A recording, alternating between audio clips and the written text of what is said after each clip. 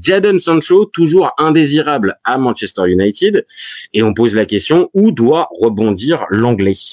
Alors toi, si t'étais Jadon Sancho, tu ferais quoi?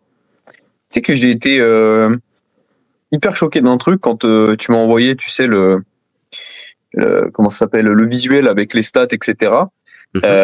J'ai vu 26 ans. J'étais en mode, ah putain, il s'est trompé, faut que je lui dise et tout. Et en fait, non, il a... Non, je vérifie quand même un minimum avant Non, de mais j'étais, en fait, bon, après on le connaît depuis longtemps parce qu'on a commencé à le voir évoluer très jeune, donc ça fait un moment qu'on le voit jouer, mais même il a la dégaine. Il a la dégaine d'un pré-trentenaire, voire d'un trentenaire, en fait. C'est ça, moi, qui me fait peur pour le joueur.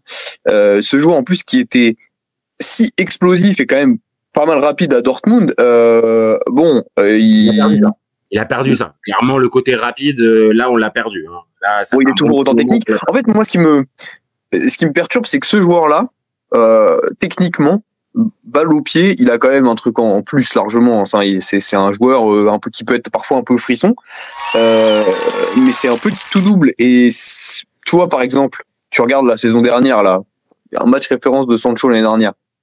Voilà, ouais. Voilà. Par contre, l'année d'avant, le match qu'il fait contre le PSG en demi-finale. Tu dis mais attends, donc il est encore capable de faire ça parce qu'il est monstrueux, hein. Il est vraiment extraordinaire. Donc tu te dis qu'un joueur qui est capable de pic de performance comme ça, il y a peut-être moyen de sauver le truc, mais c'est tellement inconstant.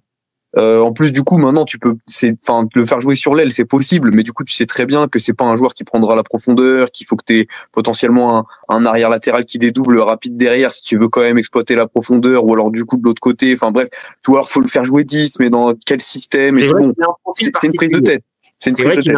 Il a un profil particulier, et comme tu viens de le préciser, il a perdu en explosivité. Évidemment, dans le foot actuel, compliqué d'arriver à lui trouver une place. Maintenant, j'arrive.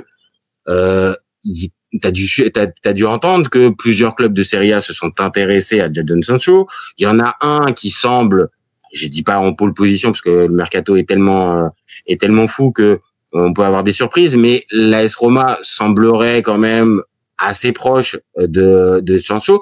Est-ce que pour toi, dans une Serie A, on connaît, avec peut-être on va dire un impact physique peut-être moindre et un rythme moindre, est-ce que ça pourrait pas coller? Moi, je te dis spontanément, Jadon Sancho dans Serie A, moi j'aurais envie de voir quand même. Là, tu vois, contrairement au débat Gonzalo Ramos, lui, au contraire, lui, il faut qu'il redescende d'un étage, je pense. Lui, il faut qu'il aille plutôt dans une équipe très légèrement inférieure pour avoir déjà la possibilité d'être titulaire un max, si son corps le suit. Alors l'année dernière, j'ai vu, bon, globalement, il fait quand même, c'est dans saison 2006 à 2024-2025, il fait 40 matchs quand même. Donc c'est une saison où tu se blesses quasiment pas. Donc ça, c'est plutôt positif parce qu'il a eu quand même des pépins physiques. Donc s'il arrive à se maintenir sans se blesser, avec une hygiène de vie ok, dans un club qui va lui laisser une place de titulaire et qui va, on va dire, le faire jouer autour de lui, bon, bah en vrai, pourquoi pas, hein. Ça se tente, tu vois ce que je veux dire? Ouais, c'est que, bien sûr.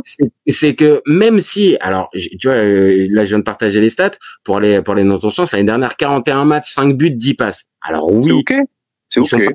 Il n'est pas toujours titulaire.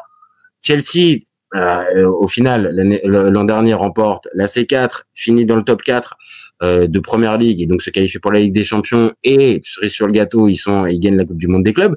Donc, et il a joué dans toutes ces compétitions-là, mais là, je fais aussi un pas dans ton sens, pour qu'il puisse exprimer le maximum de ses capacités. Oui, il va falloir qu'il redescende, parce que dans des effectifs aussi fournis, bah, ça va être compliqué de lui trouver une place de titulaire fixe. Alors Chelsea, c'est un joli bordel aussi. Donc c'était peut-être pas le meilleur choix. Donc là, sachant qu'il ne lui reste plus qu'un an de contrat et qu'après il sera libre, il sera plus rattaché à Manchester United, est-ce que là, comme on a vu certains joueurs de Première Ligue arriver en Serie A, t'es bien placé pour le savoir, un McTominay, il arrive entre son arrivée et la saison qu'il a fait, bah force est de constater que c'est un joueur qui a pu être adapté. Donc évidemment, ils ont pas du tout les mêmes caractéristiques, mais moi je sais pas, je me dis qu'un Sancho, si il décide de venir en Serie A, pour moi il y a il a une vraie carte à jouer pour relancer sa carrière. Oui, ça se tente. Moi, et ça se tient, tout ce que tu dis, ça se tient, je suis assez d'accord. Il peut se passer quelque chose. Il peut se passer quelque chose à lui d'être, en fait, maintenant, le seul critère, on va dire, dont on n'a pas parlé, c'est la régularité. S'il arrive à être à peu près régulier, c'est bon. Ça pourrait être un vrai atout pour une équipe de Serie A, ouais. Déjà, et on va dire, c'est même pas déjà, c'est pour aussi conclure notre débat, je trouve, il n'y a pas eu de problème de comportement, ni à Dortmund quand il est revenu et quand il est passé à Chelsea, il n'y a pas eu de problème, alors que c'est pour ça qu'il est tricard de Manchester United, hein, c'est parce qu'il s'est embrouillé avec Ten Hag, que ça a pris des proportions dingues et que le club a décidé de le mettre de après, côté. oui, ça, on s'est rendu compte du joueur. Qu'en fait, après son premier passage à Dortmund, on s'est rendu compte que oui, le joueur, il pouvait parfois être un peu problématique et être en capacité de vouloir t'expliquer à Cristiano Ronaldo comment faire un appel contre appel. Bon, voilà, après, bon.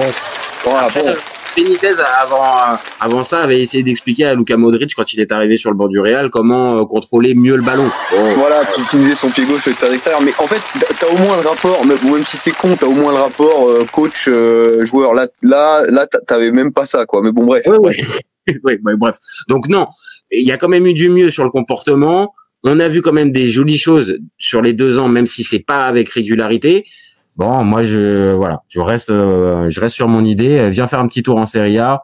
Je pense qu'il y a moyen il y a moyen et d'être bon sportivement. Puis la vie du côté de Rome, ça va aller. Je pense que ça sera un peu plus sympa que Manchester. Mais bon. Et Newcastle aussi, voilà, ouais. On est sur voilà. Le Newcastle, on leur a déjà mis une claque, on va pas encore leur remettre. Pardon, ouais.